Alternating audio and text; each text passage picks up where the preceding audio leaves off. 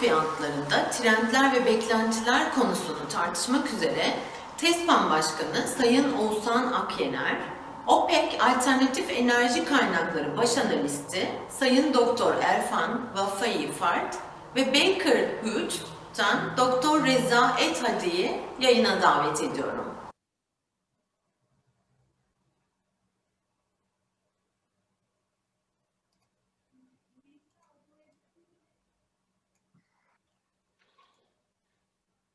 Thanks very much. Are we? Is it possible to start now?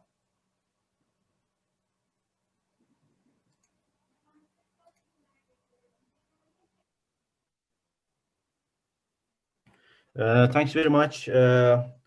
Welcome to our TESPAM special session on trends and expectations on oil and gas prices in EIF Congress. This is going to be an interesting presentation, I hope. Undoubtedly, oil prices are one of the most important items affecting the trends in the global economy. In addition to global effects being the price levels directly influencing the individual budgets and preferences, strategic and impacts reaches much higher levels than the expectations. To interpret the impact levels of price fluctuations for different social roles, for example, short-term fluctuations are important nearly for all different roles of groups such as consumers, governments, producers, traders, investors, and ordinary individuals. Of course, the demand which we are going to focus on today is an important issue that influences all the things. But mid and long-term projections are also important mainly for investors, analysts, governments for the budgets, for example, for the budget of Turkey. And for example, before taking a final investment decision for any oil development projects, we have to know minimum 25 years. In this regard, long-term oil price estimations becomes very important for mainly investors and governments. In order to make long-term estimations for oil prices, initially we have to determine the roles and tendencies of main variables in the price equations. There are many different elements that are affecting the prices in oil markets, such as supply and demand balances. For example, today the pandemic changed everything globally. Economic trends, social and political risks, black oil sales, and etc. As TESPAM, we already have published some documents regarding with global estimations for long-term oil demand and price projections. You can find all those results from our websites. Today, in this special session, we would like to again discuss the oil estimations for oil and gas demands and prices. And we have very important experts working direct on these areas. Let's not waste time for this introduction part and back to our speaker. Let me shortly introduce our speakers. Initially, Dr. Erfan Vafaie, he's the Chief Alternative Sources of Energy Analyst in OPEC. He's going to present us the latest global oil demand projections, which has already prepared and declared by OPEC. And it's going to be very interesting for us, I hope. As our second speaker, Dr. Reza ETTHADİ, he's living in Texas and a special advisor in Baker Hughes, and he will talk about the transformation of oil and gas industry with the latest developments in technology and mainly which are based in US. Let's start with Mr. Dr. Erfan, and the floor is yours. Please, you can share your screen also.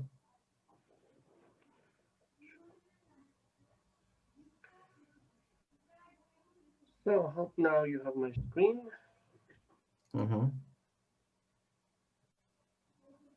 Okay, good afternoon, ladies and gentlemen, sir AKYENER, thank you so much for inviting me. First of all, on behalf of His Excellency Mohammed Sanusi Barkindo, OPEC Secretary General, I would like also to extend the thanks for inviting OPEC to participate in this important panel. Also, following the tragic earthquake in Izmir, and on behalf of OPEC Secretary General, I would like to extend our deep condolence and solidarity message, also wishing all injuries speedy recovery.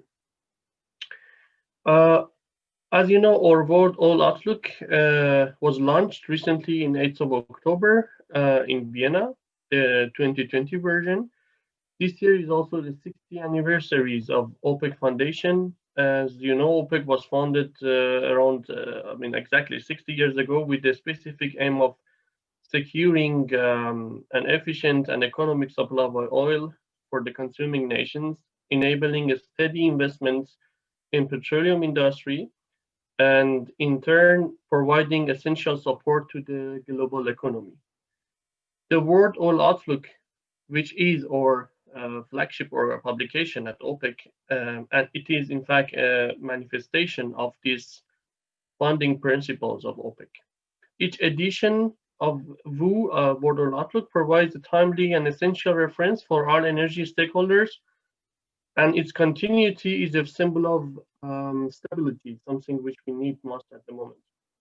Or this year World Oil Outlook provides the OPEC Secretariat's in-depth analysis and look at the impact of COVID-19 pandemic, as well as the other issues in the global energy and oil market. So with this in mind, I would like to give you some brief insights and key insights from the World Oil Outlook 2020.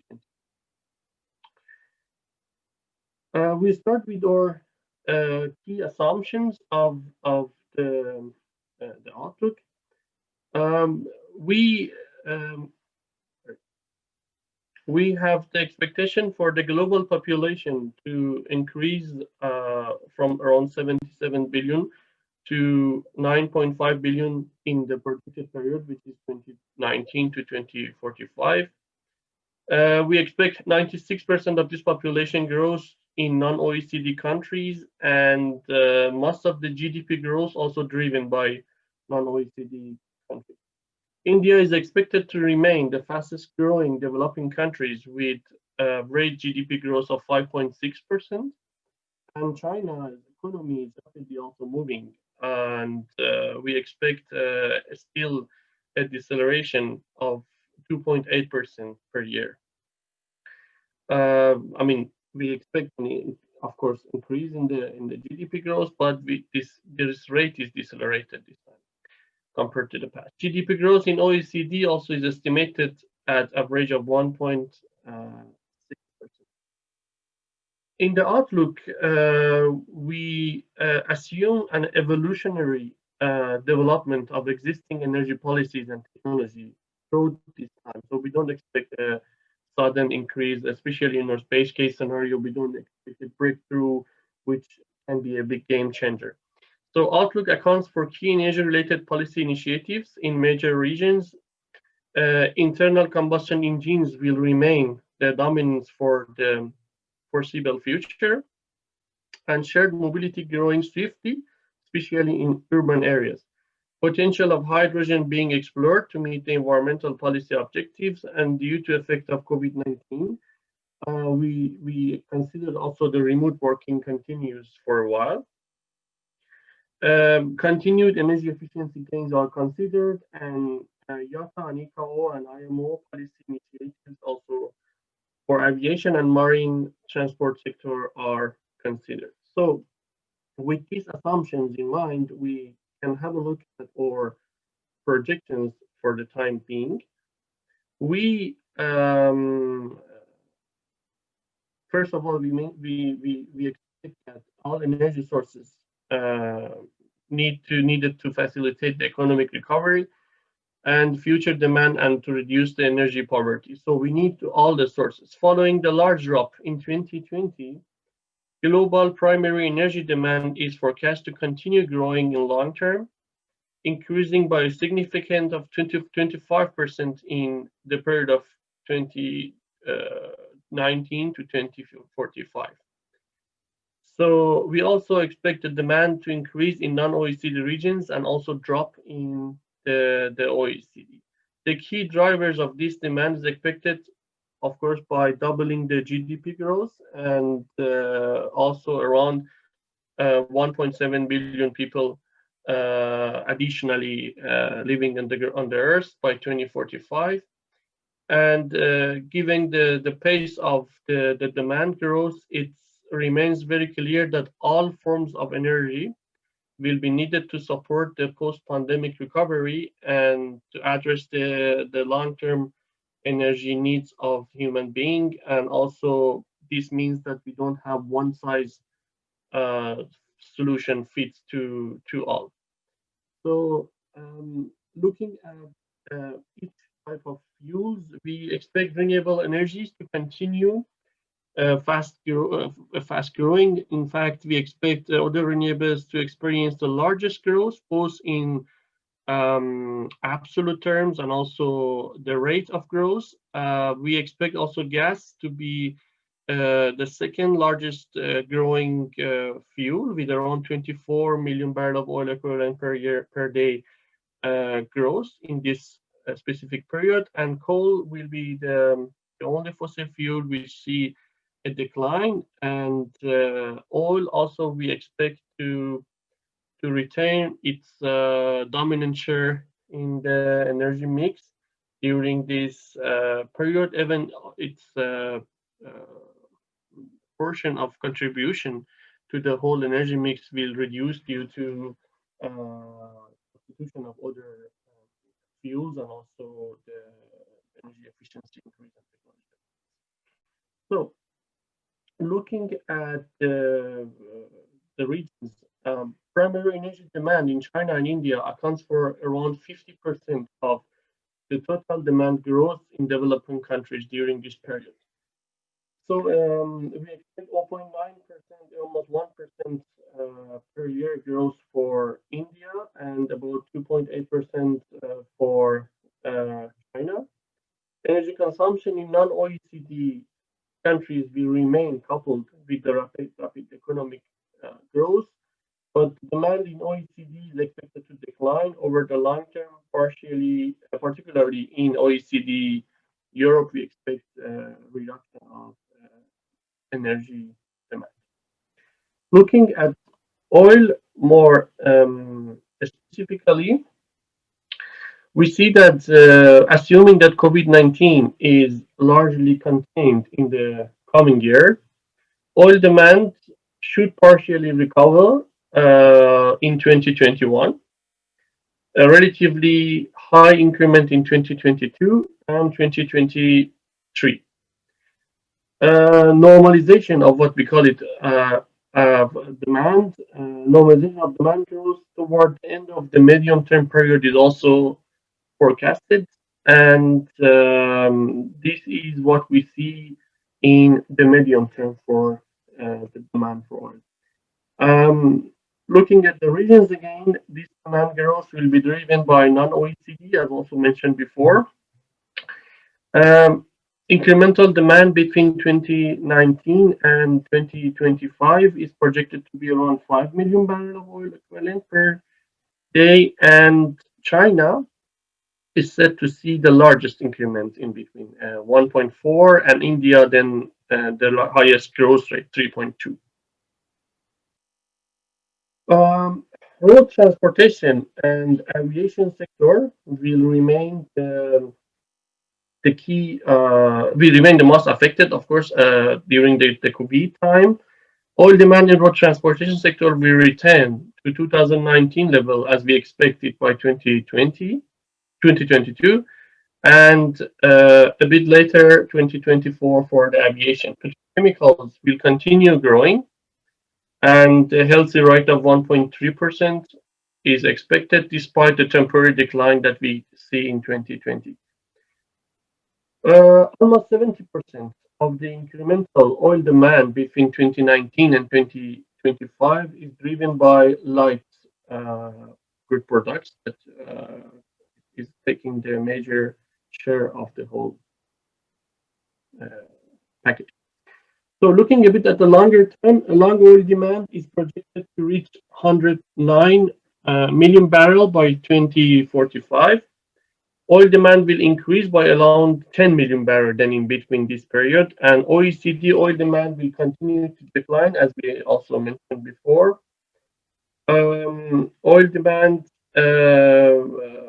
in non-OECD will also grow by around 22 million barrels, and this will offset, of course, a part of the decline in the OECD region. So, we also expect international oil demand at the global level to decelerate in the long term. Average incremental demand to 2030 is projected around 0.7 million barrels per day per year. And at the global level, healthy demand growth in the first part of the forecast period will be followed by plateauing oil demand in the second part, as we expect. This is obviously because of the population growth, which moderates significantly in this period, long-term GDP growth, which slows, and more and service-oriented sector, which will be in place, and also less oil-intensive structure of the economy, and further efficiency improvements and fuel switching and substitutions that also impact this trend. Transportation and petrochemicals still remain the key to the future of the demand. Several transportation modes will continue providing basis for oil demand. Petrochemical also will be the largest source of incremental demand by around 3.7 million barrels oil per day. And some demand increase also in other industries and residential, commercial, and agricultural sector is expected. Electricity generation also around 1 million barrels per day will be playing again. So regarding the EVs and the share of EVs is projected to reach more than 16% in 2045. 2.6 billion vehicles on the road by 2045 is projected, and around 430 billion would be the EVs. The share of EVs will be around 5% in 2030, 13% in 2040 on the road, and more than 16%, as I mentioned, in 2045.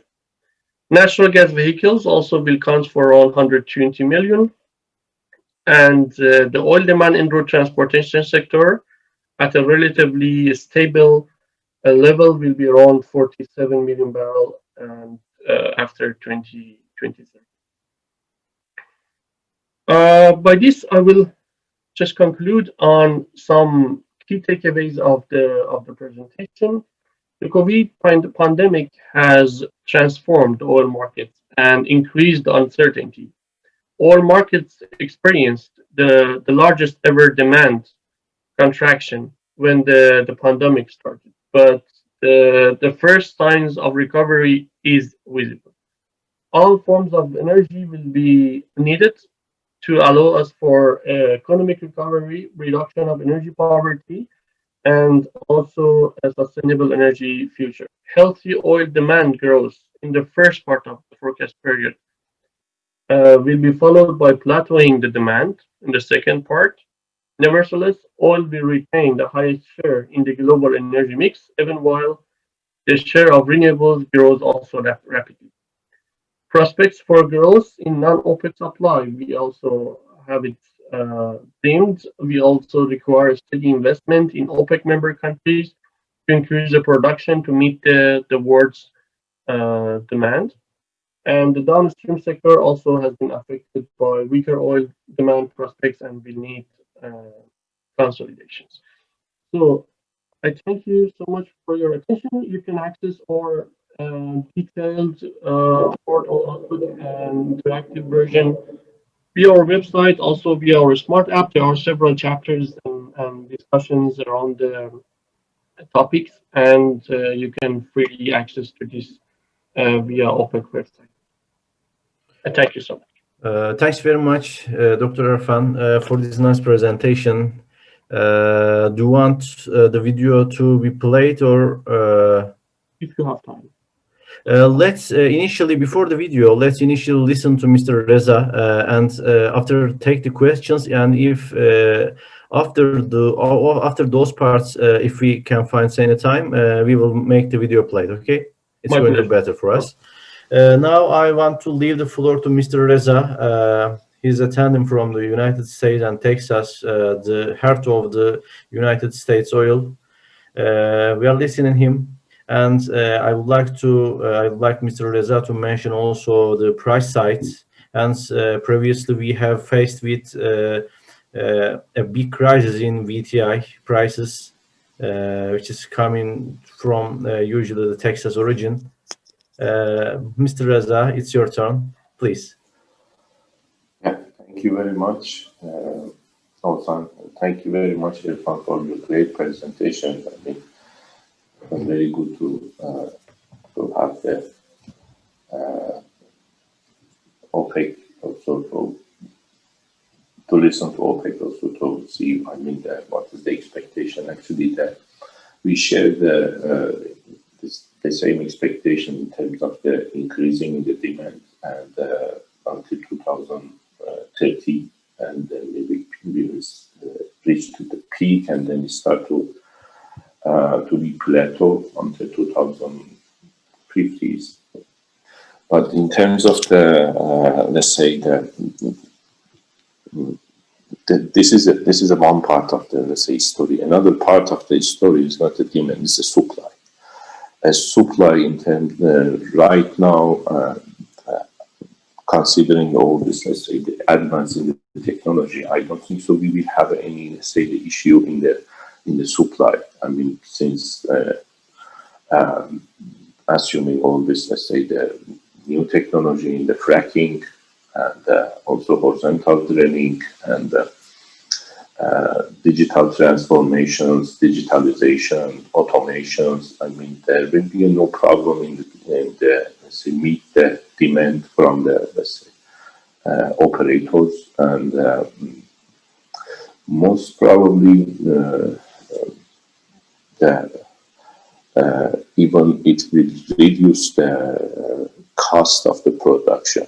I mean, I'm thinking about the new technologies, especially automation in the upcoming years. We will see the reduction in the cost of the production, significant reduction, and that will keep the oil price most probably not very high, but I mean it will increase the profit margin for the oil operators and keep the industry profitable. At the same time, it will help us to reduce the carbon footprint in terms of the, let's say, the most of the big companies, I mean, operators in the Europe and the US and service companies started to plan for the zero carbon emission by the 2050. And that's also another story. So we have to reduce the, let's say, the carbon footprint in all these operations. And as a Baker Hughes, we promised to reduce our carbon footprint to zero by 2050, and by 2030, we promised to reduce it by 50%. And this is the same trend happening in the Shell, BP, and also, let's say, ExxonMobil and other, let's say, big operators. And I am sure for the it will also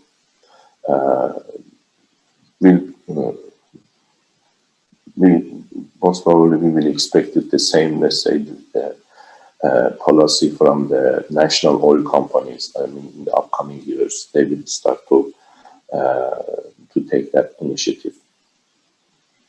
And for now, I will say, and I don't know whether if you know, the Baker Hughes has one, let's say, the interesting statistics. We are always, I mean, having the rig count statistics. I mean, every week we are counting the number of the rigs in the world, I mean, operating and reported. And I think that is the most important indicator about the supply for the next upcoming years. I'm not talking about the long term, but I mean about the, let's say, short term supply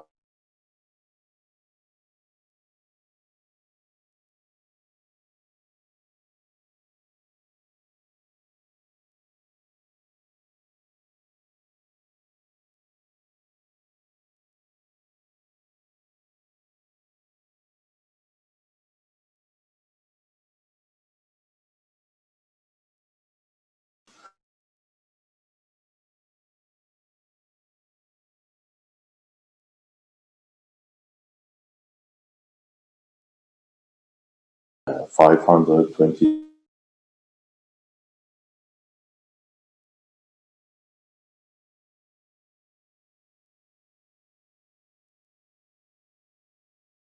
reduction. So it will indicate that almost, let's say, the more than 50% activity in the production side or supply side, I mean, reduced to this year. I mean, because of the pandemic mostly, and also, let's say, supply chain interruptions because of the pandemic, and also, as you know, the consequence of the economic conditions for the market demand, especially in the US.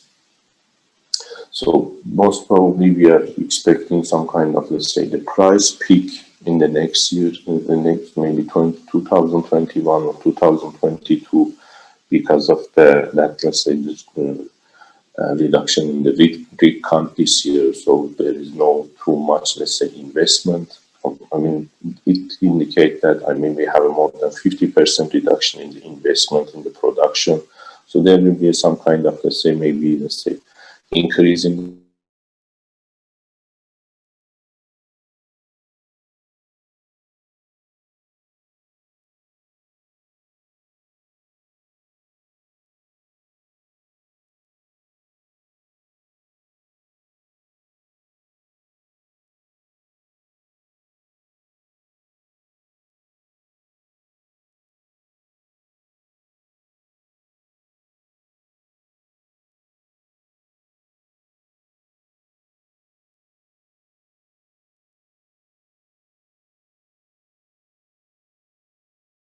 to be a witness of how the system is working here. I mean,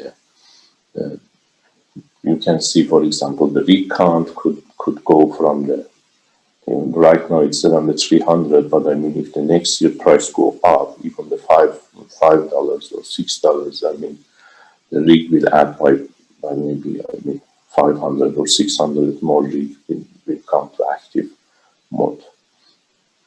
So most of the, let's say, the operators right now in terms of the fracking industries, I mean, is starting, the system start to shift from the small operators, I mean, in the Midwest, I mean, to the big operators. I mean, up to now, not the big operators have too much interest in the fracking, but I mean, they start to invest in the fracking industry, BP, ExxonMobil, ConocoPhillips, and start to buy the asset, I mean,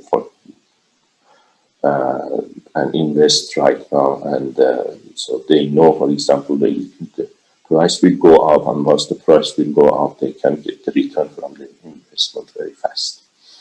So right now, the best environment is for the investment in the production.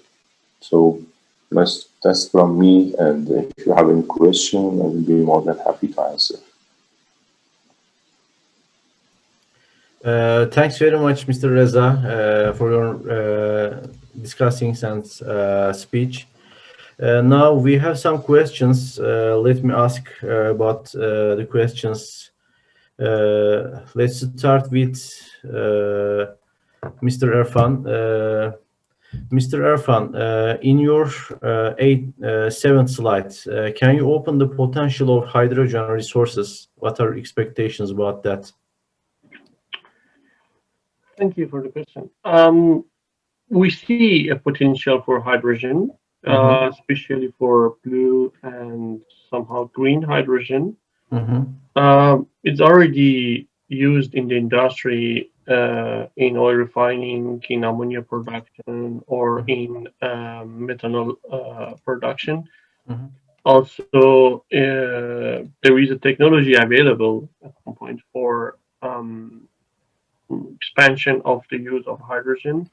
But the key issue is, as you know, the cost and the price, especially the source of supply. So if it is natural gas, or it is water, or it's gonna be renewables at some points, but at the moment, with the costs of renewables, extraction of hydrogen with the renewable-based sources is not very feasible, but we expect a potential, and we see it's growing with the cost reduction of the fuels and of the renewables, and also maturity of the technology and reduction of the costs.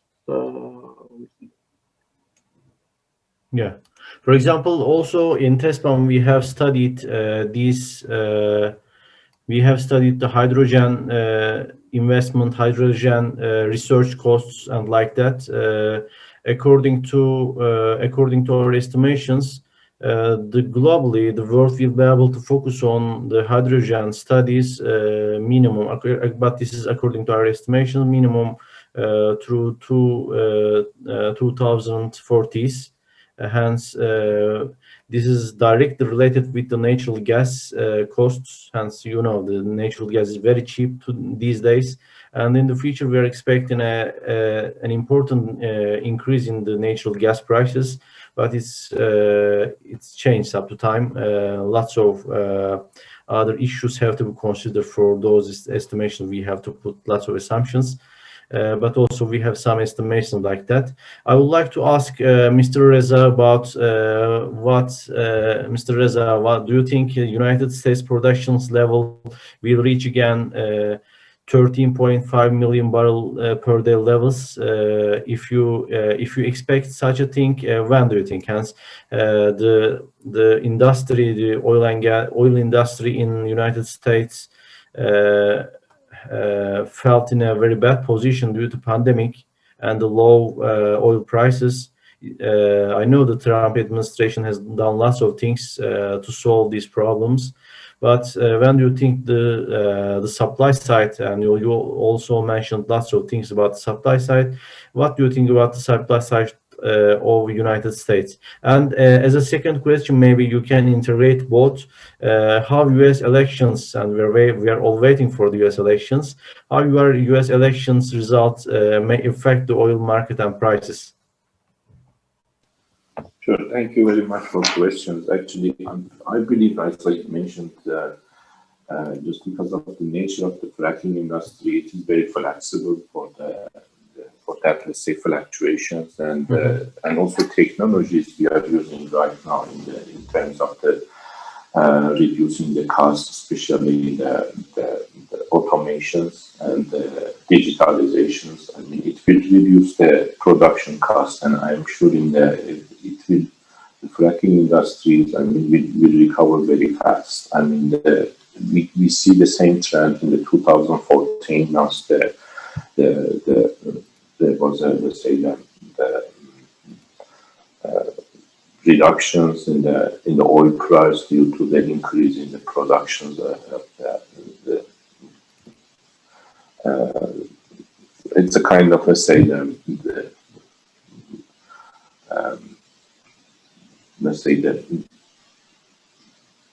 oil production increase from the Saudis, and so it reduced the oil price very fast, as you remember, from the hundreds per barrel. It reduced to around $20 per barrel, but it will cost a lot of, let's say, the interruptions in the production of fracking industry in the U.S. But I mean, at the same time, it helped the fracking industry to get more, to use the new technologies, and then reduce the cost of the productions, and then optimize the operations, and reduce and increase the profit, increase the productivity. So and right now also they are using the same. We are going to even beyond that, let's say, level. I mean, at the 2014, between 2014 and 2016 or 17, because of that, let's say, the interaction in the market. I mean, the increase in the supply from the OPEC. So it cost reducing the price, and develop a lot of, let's say, new technologies developed in terms of, let's say, for example, the finding the sweet points instead of, let's say, the fracking everywhere. So there was that much more, let's say, scientific, let's say, or technology. They use the more sensors, more, let's say, the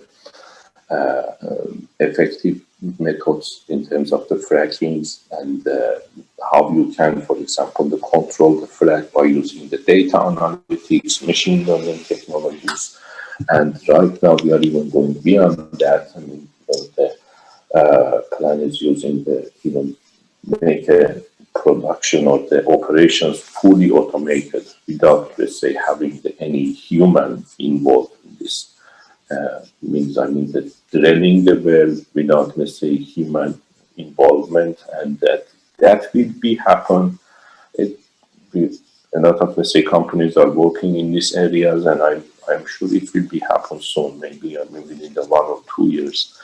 That there are, let's say, some examples. I mean, happening. I mean, the pilot test is happening, but most probably within the 1 or 2 years, I mean, we will see the fully automated technologies in the rig, and that will reduce the cost, and then it will increase also the, let's say, ramping up the production in the US. And I am sure, I mean, it will increase the production, but as you said, I mean, it depends on also the US elections. I mean, mostly, I mean, Republicans are more, let's say,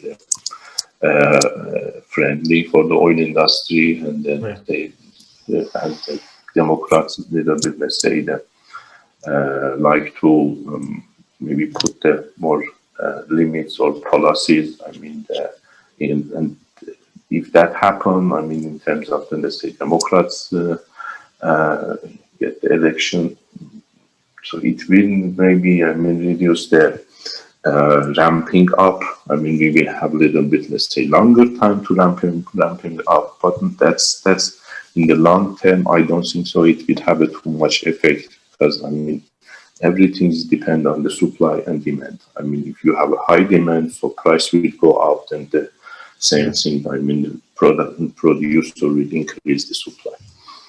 So most probably, yes, within the maybe, I mean, 1 or 2 years, the US production will go up. Yeah. Thanks very much. I have another question for Mr. Erfan. I would like to ask, what is your expectation, maybe your personal expectations, or if OPEC has some studies regarding with that, expectations about the short-term prices. Do you expect additional OPEC production cost cuts, for example, up to the end of this year? For the next year, you have any price estimations? Thank you for the question. First of all, our word or outlook is more focused on medium to long term aspects of our industry. So we are on also energy market. So we do not, in this publication, we do not deal with the short term. Or short term publication, which is also accessible every month, is monthly oil market review, which is MOMR. You can find it every month in our website, and it gives you insights regarding the short-term aspects of the market. For the VU also, we do not make a price projections when we apply our analysis. We just balance the demand and supply, and we look at the long-term implementation of the policies and technologies. Also the marginal costs, marginal costs are also very important. So I cannot tell you something about a short-term expectation, but also regarding the cuts that OPEC, OPEC after the pandemic, OPEC indeed with its other non-OPEC countries, and during the declaration of the cooperation, we implemented the largest stabilization effort in the whole oil history in April. We got around 10 million barrels of oil just to stabilize the market, to allow the investments for the medium to long term to still come and that was very, very important action to keep the industry safer, and also the life of the jobs of the people, and also the stabilization of the market in the medium to long term. These cuts, either if it continues or not, this is a decision of 23 countries, in fact, oil ministers, and I cannot predict their decision in this regard. But we assure the market to do our best to stabilize the situation, and because the fluctuation is not good for any market. Yeah. Thanks very much. I would like to ask, maybe both of you can give some discussion points, make some explanations. And we all know that, yeah, Mr. Reza talked about the technology side, which means higher technology in oil and gas makes harder resources to be developed cheaper. And, you know, in addition to these, also the pandemic side also make us the pandemic make the demand decrease, then nearly all the oil in all markets, the oil prices collapsed, and it's around $38 for Brent today. We can see the oil prices are very cheap, and we mentioned that the technology is going to make them cheaper and to make the profits increase. And in addition, for example, from the supply side, lots of companies affected and going bankrupt, and we see this situation in many companies in all over the world, mainly in United States. And from that side, in addition, due to pandemic, the governments who are managing the green energy side wants to put lots of budgets, lots of finance for the green energy policies. However, there is not enough finance for new attempts of the green energy side. In addition to this, there is a big India problem, the big India question for the global players to deal on it. This is another question. And in addition, for example, the population increase mainly is expected from the poor countries, which means these poor countries are the poor population will increase. That socially they are not so developed countries, which means they will not find enough finance to make investments in renewables. This is another problem. By combining all these things together, do you think we can manage our green energy goals in the future while the oil prices are cheap? Why don't we focus on why don't we invest for a cheaper resource than investing the green energy? For example, the poor countries or undeveloped countries may think about this strategy. Do you have any ideas regarding with these things, Mr. Reza and Mr. Erfan? I'm asking both of you this question.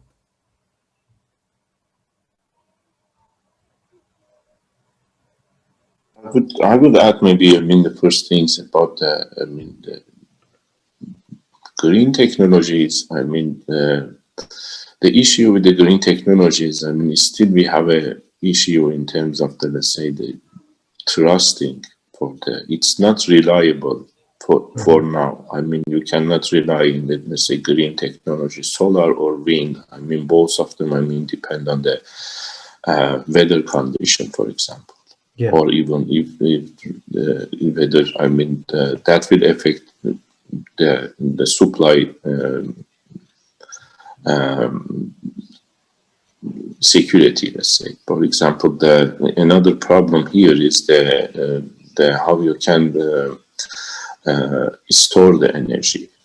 The energy storage also is very expensive right now. There is a battery technology is really, advancing very, very fast. But still it is very expensive, for example, to store the energy. So you can produce electricity from the wind or the solar, but at the same time you have to have some kind of, let's say, the reliable and cheap technology to store that energy to make sure, for example, during the night time you can have, let's say, the energy to handle the economy. And that's big questions in terms of the, let's say, reliability for the green technologies. Right now, I mean, as I said, I mean, they are advancing in that area, but it's the when go to the, let's say, the big level in terms of, let's say, the country level. I mean, the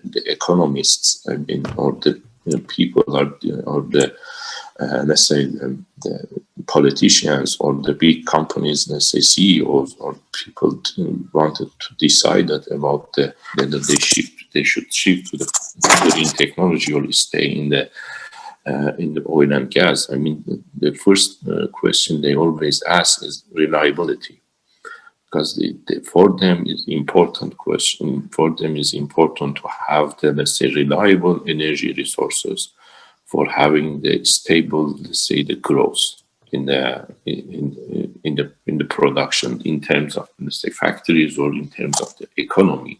So right now, I mean, the U.S. economy is growing, especially in the last quarter. The U.S. GDP grew by 33%. I mean, it's a huge growth.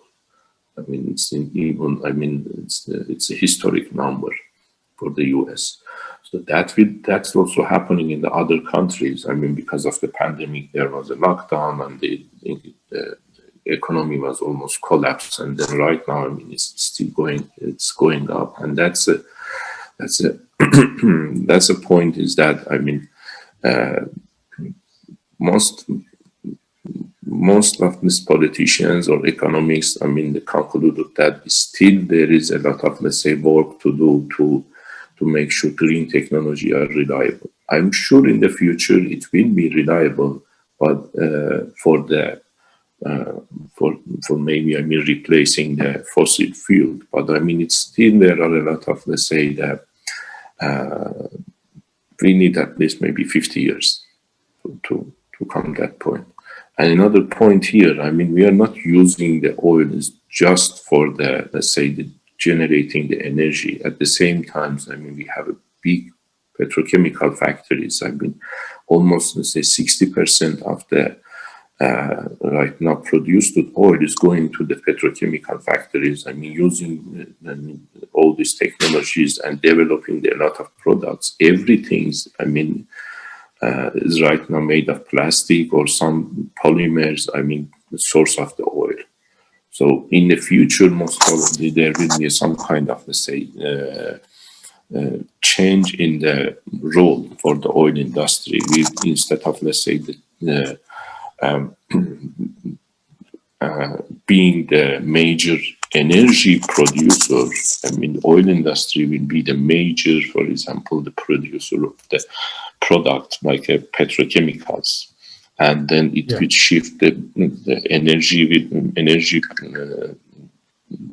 supply will shift to the green energies. But we have a lot of, let's say, time.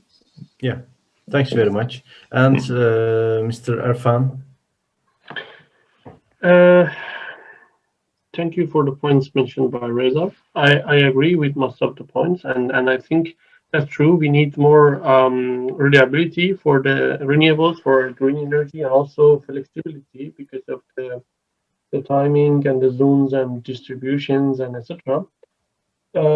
Still, we see the expectation and we project the growth to be massive, rate to be massive, but from a small basis, which exists now. So as also Reza mentioned, in the future, even if you look at our outlook at 2045, we see still a major above 70% of the energy mix is relied and is based on fossil fuels. So it's clearly a hard like word to say that we can switch to renewables or green fully by that time. But the pandemic also had very special impact on the investments in upstream. So we had upstream capital expenditures that could fall in 2020 by around 30%, exceeding the dramatic decline we had in 2015 and 2016. And looking ahead to 2045, our projection shows that we would need around $12 trillion of investment in the upstream, midstream, and downstream to keep the stability and to provide sufficient energy. This pandemic also has been very disruptive in the refining. A wave of refinery closures also is anticipated, even if we have the new capacity additions come online in Asia Pacific, Middle East, or Africa. But the point is, the challenge that we have today, we have to also consider that a well-funded oil industry or oil sector provides many tangible benefits to the global economy. Beyond supplying the energy sources, the energy industry provides a lot of well-paid jobs and highly skilled and stable workers. It creates and it also supports a lot of scientific, engineering, and technical developments that has been so far made. Education also. So the oil industry has been a core of many of the innovations and for more than a century.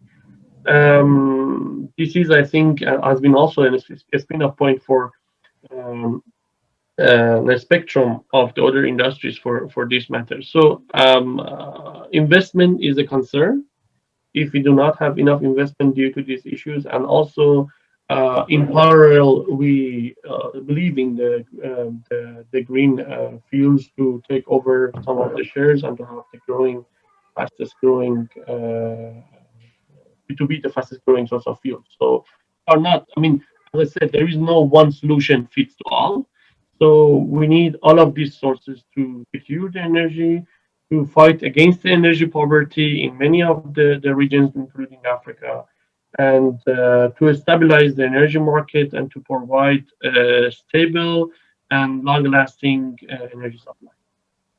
Yeah, thanks very much. I think we have completed our session. We only have 2 minutes, and I have to attend another meeting, another session. It's going to be related with Eastern Mediterranean energy sources, and again, it's going to be a TESPAM special session in this conference.